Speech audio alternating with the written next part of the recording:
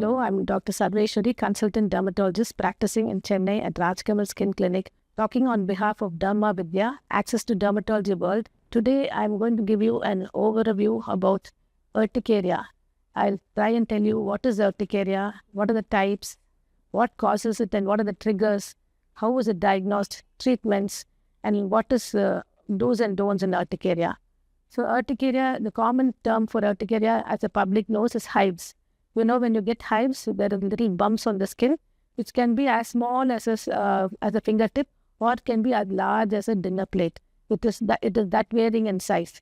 And the patient might come with a history of something they have taken, what they have eaten. Somebody will say, I took this food and I got this immediately, or I took this medicine and I got it immediately.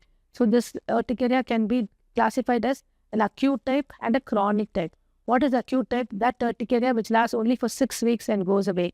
And usually the patient will tell something, is able to tell what caused that urticaria.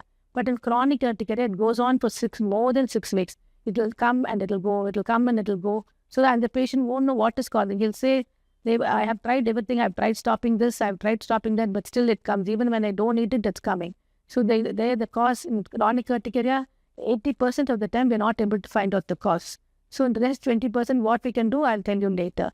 So in acute urticaria, the common causes are, as I told you earlier, some food or drugs can cause, or some injections, or some vaccinations. All these can cause acute urticaria. So here, we don't need to do any elaborate blood tests or anything, since we know the cause. And why this urticaria occurs, there are some cells in our body called as mast cells. When an allergen comes in, allergen is a protein. When this protein comes and attaches itself to the mast cells liberate certain chemicals called histamines. And that histamine is what is causing your allergy. So when an acute urticaria patient comes, we give them antihistamines. And this antihistamines, as long as the urticaria comes, we give it. And then once the urticaria goes away, we stop it. That acute urticaria is thus easily treatable. But on the other hand, chronic urticaria can keep on coming on and off, as I told you earlier. It can be induced even by, if they wear tight clothes, by pressure, or even sunlight can induce it. Or even cold urticaria, we say even when they put their hand in the fridge, or when they take something cold on their hand, that cold urticaria can also occur. So there are various causes, but 80% of the time we don't know the cause. 20% may be some underlying infection, or like I told you, cold urticaria or solar urticaria. So if there's an underlying infection, we can do some blood tests and find out what is happening and treat that particular disease. But as I said, mostly 80% of the time we don't know the cause. So we have to keep on giving these antihistamines. Sometimes give double the dose or triple the dose to control this disease. And in spite of that, if it doesn't get controlled, we have guidelines how to treat it. We might go in for say, immunosuppressing agents. We might go in for other newer modalities of therapy, which are very much available. But there are some cost factor which is restricting it. But maybe in the future, India will also be able to afford such medications. But as of now, we are able to manage very well with antihistamines and certain immunosuppressant drugs. And what can I tell you about how to avoid this chronic urticaria? Try to avoid here also, we call hidden allergens. Hidden allergens are the artificial colored, preserved, flavored foods. So I strictly tell my patients, don't avoid this food and that food. Mainly avoid the colored, preserved and flavored foods, which may be the cause for your urticaria, or may increase your urticaria. They may not be the cause, but they're going to aggravate your urticaria. So avoid this food, especially young children. It is difficult to tell and to insist to them, but that has to be insisted, and tell them to avoid this colored, preserved and flavored foods. And we also tell them to avoid certain food items if they know for sure that is causing it. Otherwise, they've just got to maintain this antihistamines. And I tell them it can go on not only for a year, it can go on for 2 years, 3 years also.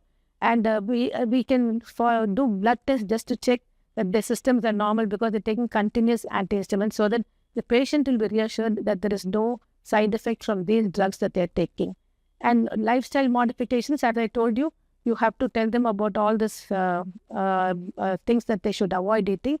And unfortunately, patients, especially those who are working in office, or those who have to meet people, they say, suddenly my lips swell up, suddenly I get itching. It's very embarrassing. It is difficult.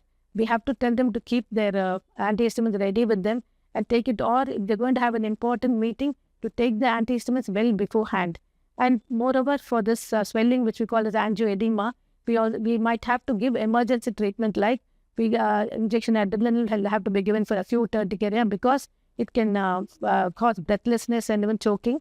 So they have to have immediate treatment, and such patients should have this what they call as epinephrine in the hand called EpiPen, but it's not available here. But they should be aware of such medications and take care of themselves.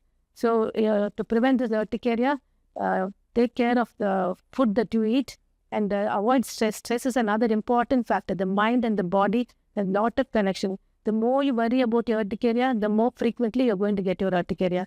So try to relax, meditate, or do some yoga, and try to de-stress yourself and avoid this artificial foodstuffs, and relax and take care. I hope this video has given you some insights into urticaria and how to keep yourself away from these terrifying beings that bother you so much. Thank you. For more such videos, visit or log into dharmavidya.com.